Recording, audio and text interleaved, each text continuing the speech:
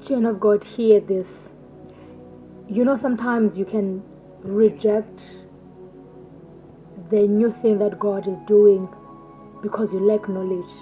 Sometimes you can say, no, I don't need to stay in the presence of the Lord for longer hours because I can pray for 30 minutes and then I can see God answers me. Anything that we want in our lives, we make sure that we do what? We upgrade, right? You upgrade from the lower stage to another higher stage to get something more than the one that you have been receiving.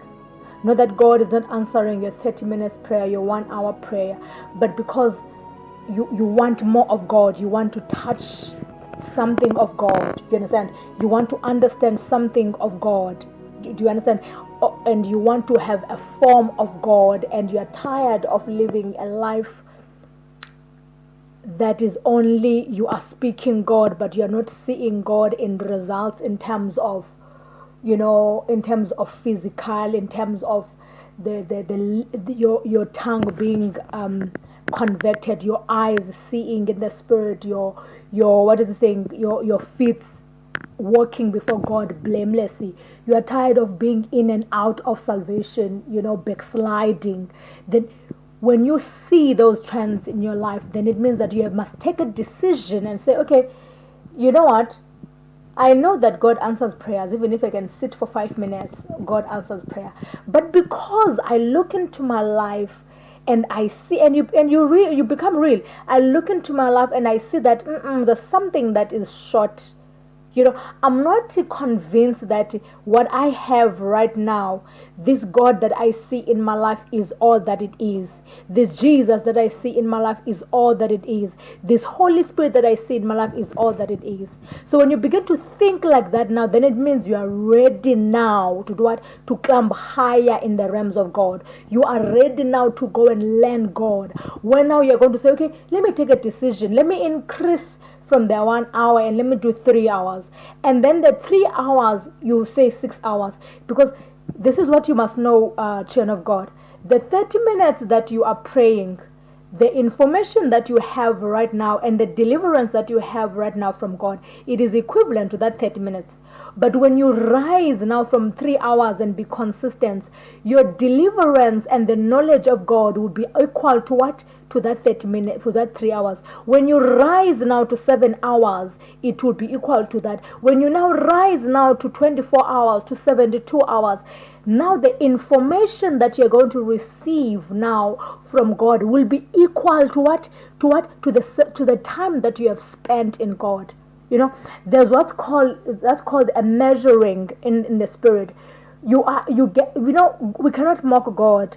We have according to how much we are chasing God. We have according to how much we have enlarged our tents, how much we have enlarged ourselves to what? For God to come in. So when you are praying in three hours, that's your strength in the spirit.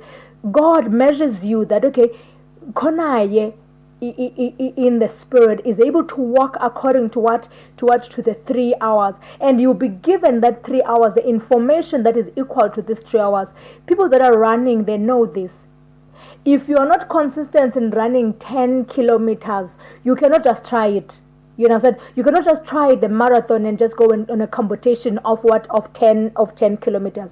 But when you are running, when you wake up in the morning and you do 10 kilometers each and every day, by the time a competition or a challenge comes, you are able to enter that, because it is what your muscles have measured according to 10 kilometers. So even us in the spirit, we will be measured according to how much the strength that we use to walk in the spirit.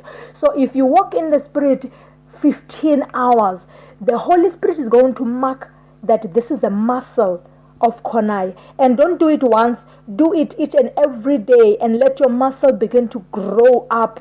Let your muscle begin to grow up, and then it will be like a territory that the Lord will be given to you. That now from 1 hour to 15 hours, the Lord has given you that territory in the spirit. Meaning, anything that happens to you according to that strength, you are able to overcome it. You understand? According to the strength that you have walked in the spirit, you are able to what? To overcome it.